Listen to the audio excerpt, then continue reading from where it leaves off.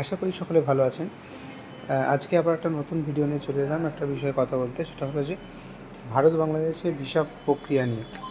আপনারা সকলেই জানেন যে ভারত এবং বাংলাদেশের মধ্যে একটা রাজনৈতিক অস্থিরতা চলছে, একটা সম্পর্কে টানাপোড়েন চলছে, যেটার জন্য ভিসা জটিলতা দেখা দিচ্ছে। অর্থাৎ কোনো বাংলাদেশি যদি ভারতে আসতে চায়, তো সেক্ষেত্রে ভিসা পেতে একটু হয়রানি হতে হচ্ছে। আর তাছাড়া সমস্ত ভিসা এখন চালু নেই। এখন যে ভিসাগুলো চালু রয়েছে সেটা হলো মেডিকেল ভিসা চালু রয়েছে, স্টুডেন্ট ভিসা চালু রয়েছে, এন্ট্রি ভিসা চালু আছে, আর ডবল এন্ট্রি ভিসা চালু আছে। এই কটা ভিসা ছাড়া আর কোনো ভিসা চালু নেই। আর বিজনেস ভিসাও চালু রয়েছে। তো এক্ষেত্রে যেটা বলবো সেটা হচ্ছে যে দুদিন আগে ভারতের সেনাপ্রধান একটা কথা বলেছে প্রেস মিডিয়াতে, যে বাংলাদেশে যদি একটা অন্তর্বর্তীকালীন যে সরকারটা চলছে সেটা তো আর কোনো নির্বাচিত ইলেকটেড গভর্নমেন্ট না।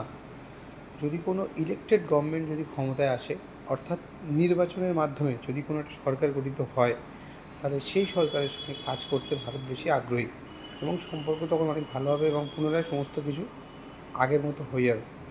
যেমন মনে করেন আগে যেমন সম্পর্কটা ছিল দুটো দেশের মধ্যে, সেটা ভিসা থেকে শুরু করে বলি, প্রদান মানে জিনিসপত্র আদান প্রদান থেকে শুরু করে বলি, বাকি ক্ষেত্রগুলো থেকেও।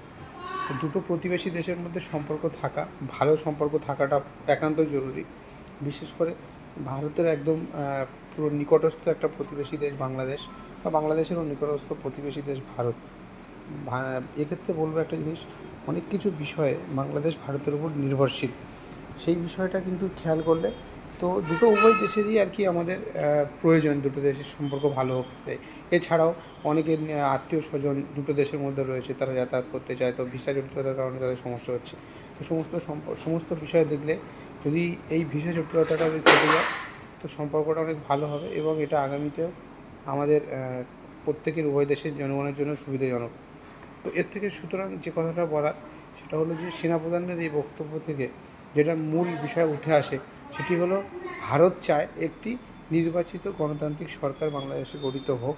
ইলেকটেড গভর্নমেন্ট যখন হবে, তো সেই সরকারের সঙ্গে ভারত সরকার কাজ করতে চায়, এবং তখন সমস্ত ভিসা প্রক্রিয়া স্বাভাবিক হয়ে যাবে।